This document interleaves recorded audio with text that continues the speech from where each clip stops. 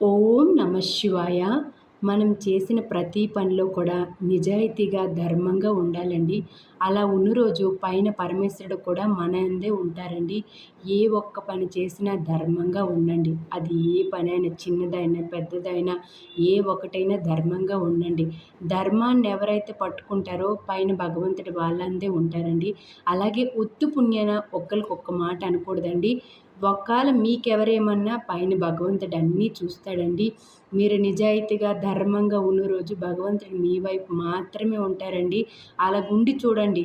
ఎవరైనా కావాల్సికి దెబ్బలాడడానికి చూస్తారు కొంతమంది. అలాంటోళ్ళని ఇగ్నోర్ చేసేసేయండి. కావాల్సికే పక్కింటోళ్ళు, పొరుగింటోళ్ళు మన ఇంటి మీద ఒక రాయేసి వీళ్ళని ఎలాగైనా దెబ్బలాడదాం ఈరోజు అని చూస్తారు.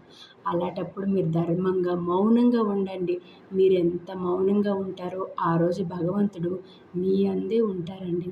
మనం చేసే పనిలో కానీ, ఆడే మాటలో కానీ ధర్మంగా ఉండేటప్పుడు ఆ భోళాశంకరుడు ఎల్లవేళ మన కుటుంబం వైపే ధర్మంగా ఉంటారండి ఆ భగవంతుడు కూడా. అలాగే మనం ఈరోజు ధర్మంగా ఉంటే రేపు వెళ్ళేటప్పుడు పైకి ఏం తీసుకెళ్ళమండి. ఎంత నిజాయితీగా, ధర్మంగా బ్రతికినన్నాళ్ళు ఎంత హుందాగా బతుకుతామో, చక్కగా దేవుడి నామజపం చేసుకొని గుడికి వెళ్ళి రావడం, వచ్చి పోయినోళ్ళు ఎవరైనా తెలిసినోళ్ళు ఉంటే వాళ్ళకి గౌరవించడం, ఇలా చేసినప్పుడు పైకి మనం వెళ్ళేటప్పుడు ఏం తీసుకెళ్ళమండి. మన సంపాదనలోన రూపాయి కూడా తీసుకెళ్ళం. ఓన్లీ మన పుణ్యాన్ని మాత్రమే తీసుకెళ్తాం. ఈ భూమి మీద ఉన్నన్నాళ్ళు మనం ఎంత పుణ్యాన్ని అయితే చేశామో ఆ పుణ్యాన్ని మాత్రమే పైకి తీసుకెళ్తాం కానీ మనం సంపాదించడంలోన ఒక్క రూపాయి కూడా తీసుకెళ్ళమండి. అందుకు బ్రతికినన్నాళ్ళు ధర్మంగా, ఆనందంగా ఉన్ని దాంట్లో తృప్తిగా, హాయిగా ఉండండి. మీ దగ్గర రూపాయి ఉంటే ఆ రూపాయితోనే ఆనందంగా ఉండండి. పక్కోళ్ళకి ఇంత వస్తుందే మనకు రావట్లేదని ఎప్పుడూ బాధపడకండి.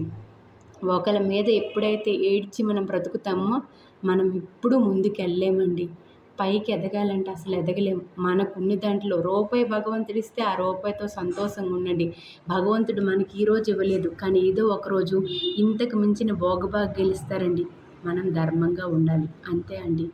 అలాగే ఉత్తి పుణ్యాన్ని ఎవ్వరికి ఒక మాట కూడా అనకూడదు. ధర్మంగా ఉండండి, నిజాయితీగా ఉండండి. చేసే పనిలో కూడా నిజాయితీ ఉండాలి. తప్పకుండా దేవుడు మన వైపే ఉంటారండి, ధర్మం వైపే.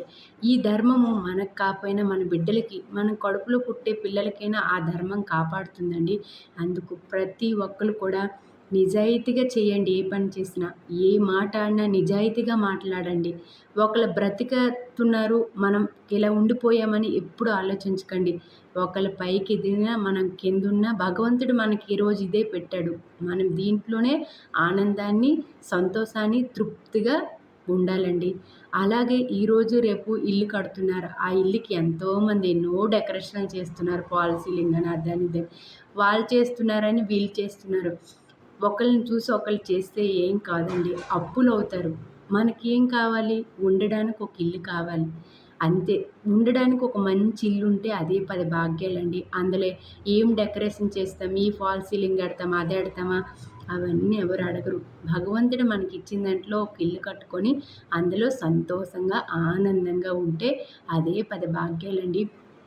పక్క వాళ్ళని చూసి కంపారిజన్ చేసి మీరు అలా నేను ఎదగాలనుకోవడం చాలా తప్పండి. భగవంతుడు ఉన్న దాంట్లో తృప్తిగా, ఆనందంగా దేవుడు ఓం నమ శివాయ అని ప్రతిరోజు అనుకొని బ్రతకండి. ఆ జీవితం ఎంత బాగుంటుందో, ఆనందంగా ఉంటుంది. అదే పక్కోళ్ళు ఏసీ ఫ్రిడ్జ్ కొన్నారు, నేను కొంటాను, నేను ఇలాగే ఉంటానంటే ఆ అప్పు అయిపోయి అప్పు తీర్చలేక బాధపడి ఆ బాధ కూడా వేరేగా ఉంటుందండి. ఉన్ని దాంట్లో ఆనందంగా, తృప్తిగా, ధర్మంగా, నిజాయితీగా ఉండండి.